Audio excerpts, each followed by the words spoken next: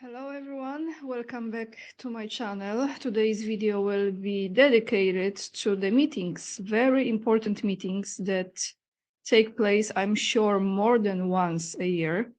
However, those that you can see pretty much every year across the world, because this is not just about United States and Ukraine, but also Russia and I'm sure many other places in the world, are during the time of Passover. So you're gonna see now, we're gonna start with Zelensky.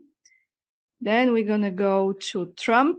I already recorded a video in January or February. That was the meeting that took place, of course, not related to Passover, but to Hanukkah, and that was with Putin and his rabbi, Lazar. But today, we're going to look into it because yesterday Trump met with them at the White House. And I think yesterday or the day before yesterday, of course, Zelensky, who, as many of you probably remember, was voted or decided to be the most influential Jew. And he was on the cover of, I think, some Israeli magazine. It was a number of years ago. So let's start with Zelensky. I think we're gonna go to a post first, and then I'm going to play the video for you, very short video, in which you will have the explanation. He will be speaking in Ukrainian, but it will be auto-translated into English. So interesting, the Fendi shirt on him, which is pretty symbolic, you know. High brands only. Zelensky hosts annual meeting with Jewish rabbis in Ukraine. So Volodymyr Zelensky met with rabbis and Jewish community leaders across Ukraine to mark Passover, highlighting unity during wartime. He praised their support for civilians and aid efforts and prayers for the nation. Zelensky also received a symbolic gift, a Ukrainian translated Torah, printed in Kharkiv, a site targeted during Russian attacks. So now I will play this for you from a different video, in which you will have the translation. So let's go there, everyone. Let me just close this video here. And I will mute myself now, and you can take a listen to him speaking in English at this table.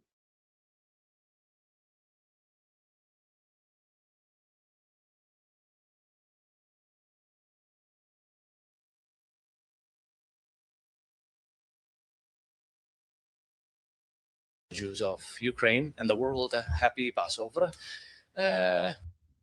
We wish your families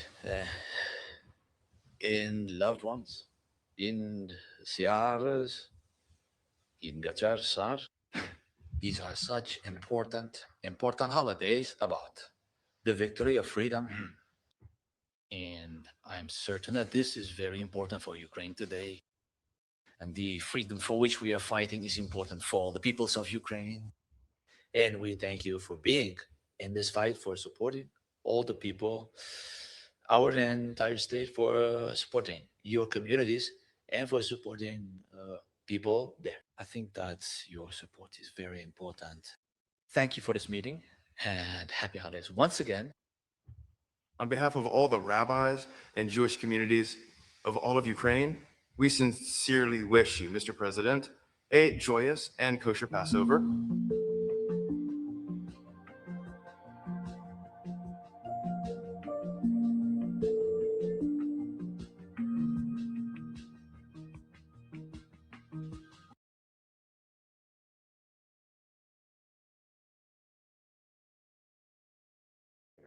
So I would say Mazel Tov, Volodymyr, acting not so good. I think even some rabbis were looking at him like, what? You know, since the support goes, I want to say thank you. I forgot in the beginning of this video. Thank you to Ray, Martin, and Marsha for your donations on PayPal. Yes. And This will be a very, very kosher thank you. But we're not surprised here. Are we surprised, guys? The next meeting. The next meeting, same vibe, different area, different zip code. Let's go across the ocean this time, because yesterday Trump hosted at the White House his own group.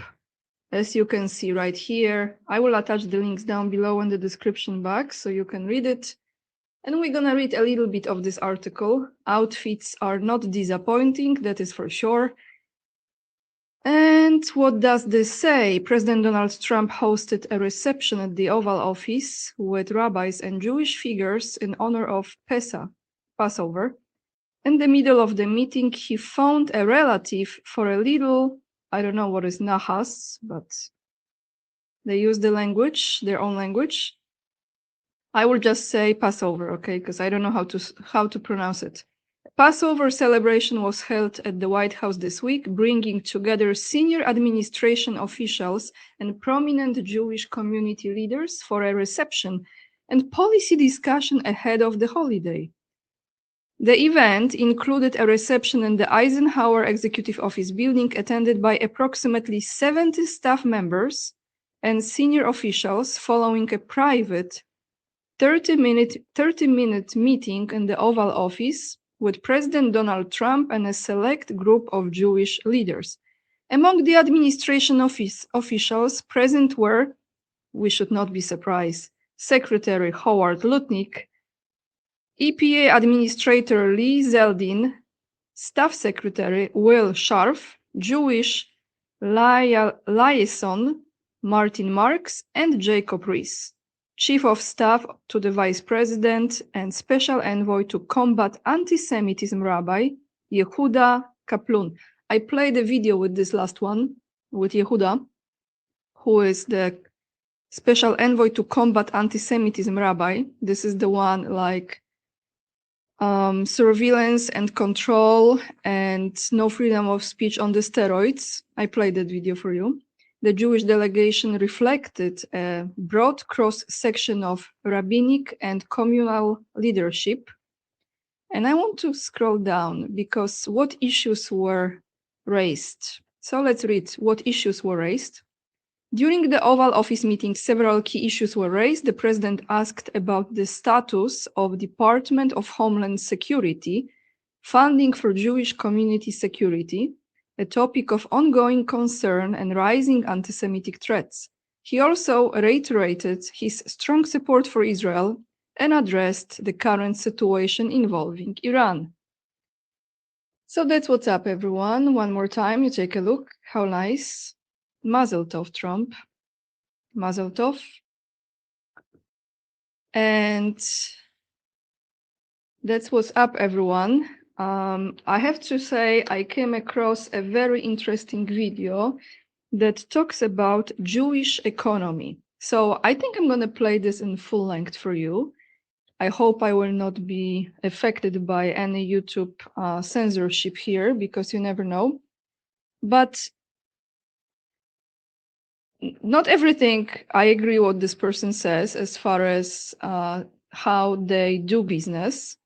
Okay, I don't. I think there is not just a gray area, there is really dark area in that business ventures of that communities.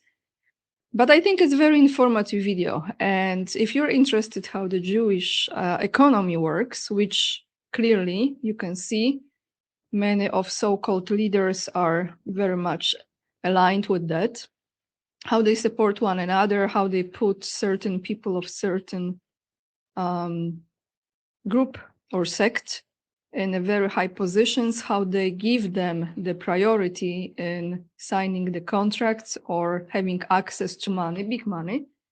This video will explain a lot. So let me mute myself now. I'm going to find it, and I'm sure you will find it very informative, especially that the man who is Jewish himself, is explaining this to us. Two goyim.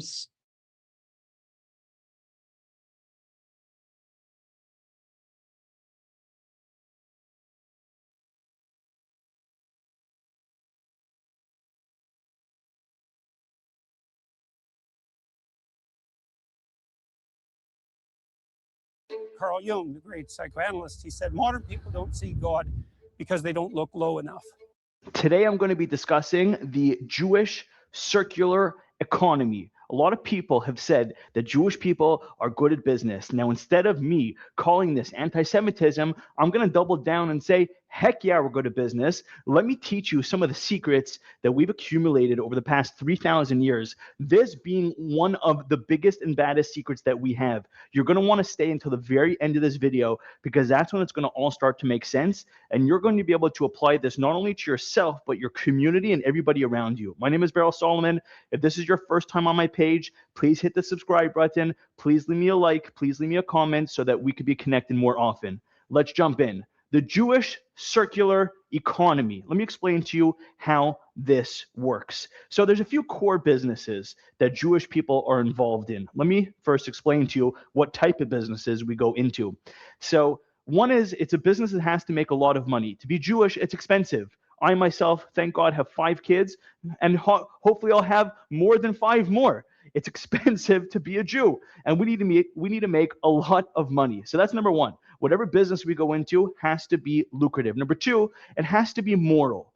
It is very rare, if ever, actually I can almost guarantee this, you will never find an Orthodox Jewish man in the strip club business. Yes, it makes a lot of money, but it is not a moral business. Let's talk about some businesses that do make a lot of money and are moral. So let's just talk about like real estate, for example, okay? Let's call real estate one of the core businesses. So here's the circular economy explained. So a Jewish man gets a real estate deal. Let's call it 200 units in the Bronx, okay, somewhere, right? And he buys the deal. First of all, the deal most likely is probably coming from a Jewish broker or one of his other Jewish friends in the real estate business. So once he secures that deal, he needs to go finance that deal. So who's the first logical person for him to pick up the phone to? A Jewish friend that is in finance, right? There's Jewish people that own banks. There's Jewish mortgage brokers. There's Jewish lenders out there. He's going to pick up the phone and he's going to call his buddy that he sees in synagogue every day because his buddy knows that he's a good guy. He trusts him, and he knows that if spit hits the fan, he knows exactly where he sits, exactly where his house is, exactly who to talk to make sure he could get through to him. So Jewish businessman is going to buy the piece of real estate. He's going to want to finance it with one of his Jewish buddies. And now he's going to have to service that piece of real estate, right? There's snow removal, there's cleaning supplies, there's construction that's going to need to be done. All of those, he's going to try to hire Jewish people and Jewish companies in order to try to fulfill this. And I'm going to explain to you all why. It's going to make sense to you, like I said, by the end, but you got to stick to the end. So now he's hired his buddies to do the construction, like I said, to do the remodeling, to do the construction supplies, whatever it is, he's going to try to hire Jewish. And now those companies, so for example, like as I mentioned, the construction company, right? That construction company also needs services.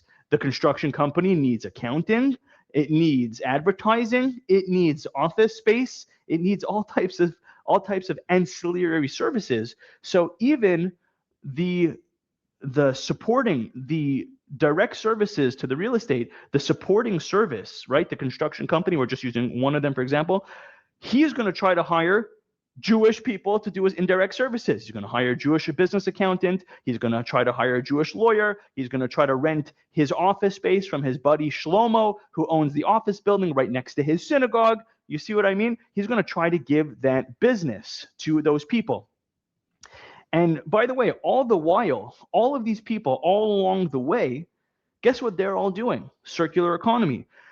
They're taking tithes, they're taking at least 10% of their earnings, of their profits, and they're pushing it down to charity.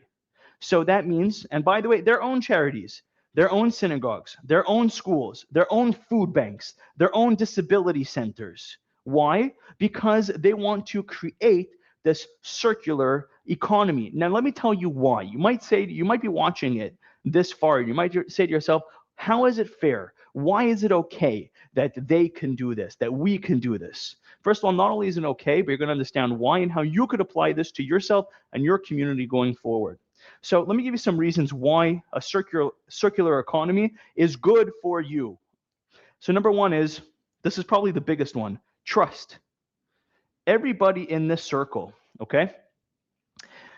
If he has a problem with, let's say, let's say the real estate guy has a problem with the company that's supplying to him his supplies, his cleaning supplies for his building, and he has a dispute, right? So he ordered $10,000 worth of garbage bags.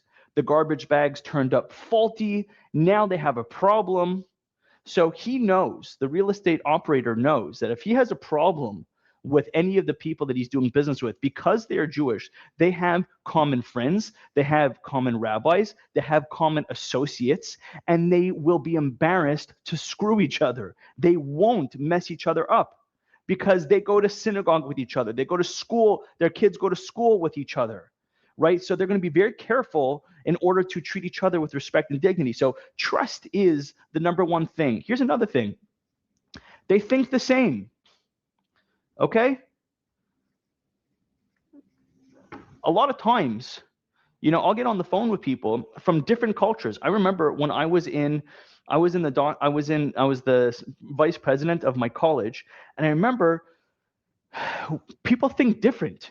We had somebody who represented the LGBT community. We had somebody who represented the African American community. We had somebody who represented the Chinese community in the school.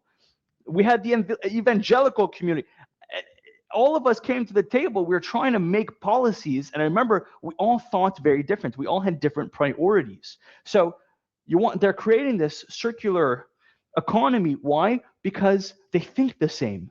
And then number 3 is because they're a big family. We are a big family, right? So it makes sense that you should want to see the people around you succeed. It makes sense that you should want to give the business to your brother, to your neighbor, to your cousin, to your uncle. Why? Because we are taught in Judaism, and I see a lot of communities, they don't understand this, and they have to get better at this. We want to see each other succeed. We want to see each other grow because we understand. Check this out, and it's all going to start to make sense, right? I told you to watch to the end. We understand that if we're all doing well, the excess flow of all this money gets pushed down back into the community charities. So when my neighbor, my Jewish neighbor does well, and he's making a lot of money, and he now is going to donate that money to my kid's school, right? Let's say that's one of his charities, right? He's going to donate that money to my kid's school. That's good for me. My kid's going to have new whiteboards, new blackboards. He's going to have new equipment, new gyms, new whatever it is. So I want to push money and I want to push business towards people in my economy, in my community. Why? Because my community directly benefits. And when my community is doing good, I benefit from that doing good. So this is not unique, by the way, to the Jewish community. I don't care what sect you're from. I don't care what religion, what race. Everybody could establish this circular community. I hope this brought you value. If it did, if you made it to this,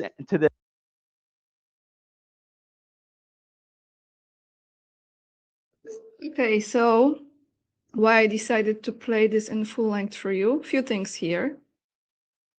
Just keep in consideration if they don't lie, cheat, and steal. That vision is actually a pretty good vision for any small community. And this can be any nation worldwide, don't you think?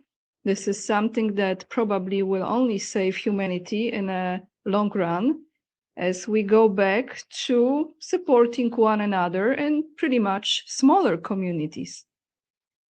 This is not really multipolar world vision that he's describing, right? Not so much, because if they go to every country, most of the countries they operate in, and they get access to the money, and they get access to very, very high positions, and they are able to bribe, blackmail, and do other things with people who are in high positions as well. How does this system operates? That means they put people of their own in those high positions to run this circle. That's how it works.